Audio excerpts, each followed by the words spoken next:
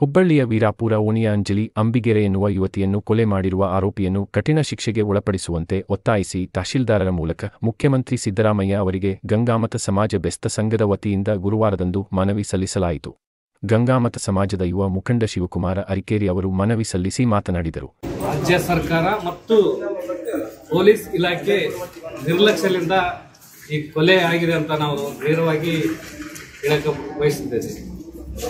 ಯಾಕಂದ್ರೆ ಈ ಕೊಲೆ ಆಗತ್ತದಂತಂದು 2 ದಿನ ಮುಂಚೆಕನ ಆ ಕುಟುಂಬಸ್ಥರು ಸ್ಟೇಷನ್ಗೊಂದು ಕಂಪ್ಲೇಂಟ್ ಕೊಟ್ಟಿದ್ರು. ಆದರೆ ಆ ಕುಟುಂಬಸ್ಥರು ಆ ಕಂಪ್ಲೇಂಟ್ ನಿರಾಕರಿಸಿದ ಆ ಪೊಲೀಸರಿಗೆ ಸರ್ಕಾರದಿಂದ ತನಿಖೆ ಆಗಬೇಕು. ಅವ್ರ ವಿರುದ್ಧ ಅವ್ರ ಸೇವೆಯಿಂದ ಸಂಪೂರ್ಣವಾಗಿ ವಜಾಗೊಳಿಸಬೇಕು.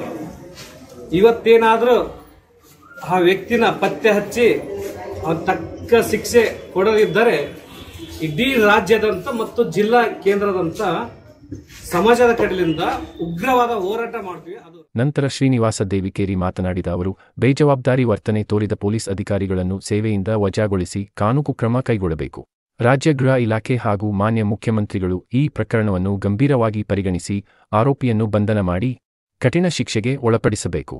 ಅಲ್ಲದೆ ಹತ್ಯೆಯಾಗಿರುವ ಯುವತಿಯ ಕುಟುಂಬಕ್ಕೆ 25 ಲಕ್ಷ ರೂಪಾಯಿ ಪರಿಹಾರವನ್ನು ನೀಡಿ ಅಗತ್ಯ ರಕ್ಷಣೆ ನೀಡಬೇಕು ಎಂದು ಒತ್ತಾಯಿಸಿದರು. ಹುಬ್ಬಳ್ಳಿಯ ನೇಹಾ ಹಿರೇಮಠ ಅವರ ಕೊಲೆ ಮಾಸದ ಮುಂಚೆವೇ ಅಂಜಲಿ ಅಂಬಿಗರನ ಯುವತಿ ಬರ್ಬರ ಕೊಲೆಯಾಗಿದೆ.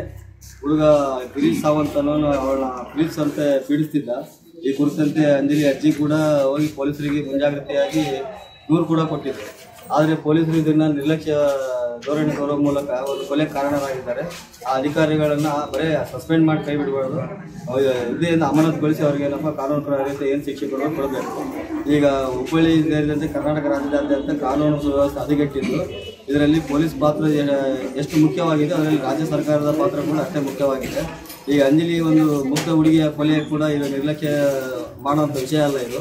ಇದೇ ರೀತಿ ಹತ್ಯೆಗಳು ಮುಂದುವರಿಸಿದರೆ ಮಹಿಳೆಯರಿಗೆ ರಕ್ಷಣೆ ಇಲ್ಲದಂಗೆ ಆಗುತ್ತೆ. ಈ ನಮ್ಮ ಗಂಗಾಮತ ಸಮುದಾಯಕ್ಕೆ ಸೇರಿದ ಅಂಜಲಿ ಅನ್ನೋ ಹುಡುಗಿ ಬಡ ಕುಟುಂಬದಿಂದ ಬಂದಳಾಗಿದ್ದು.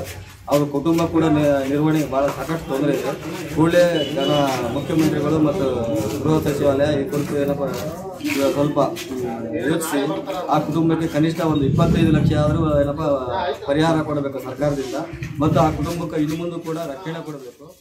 ಈ ಸಂದರ್ಭದಲ್ಲಿ ಗಂಗಾಮತ ಸಮಾಜದ ಜಿಲ್ಲಾ ಉಪಾಧ್ಯಕ್ಷ ಹಾಗೂ ನಗರಸಭೆ ಸದಸ್ಯ ಪರಶುರಾಮ ಮಡ್ಡೇರ, ಗಂಗಾಮತ ಸಮಾಜದ Srinath, Gopal, Siddappa, Harish, N Manjunath, Veeresh, E Dhanraj, Chandrashekhara Mukkundi, Devaraj, Akash, Raja Hussain, Raghu, B Basavaraj, Siddu Hosalli, Kumar Hoogar, Ranjit ಸೇರಿದಂತೆ ಇನ್ನಿತರರು ಇದ್ದರು.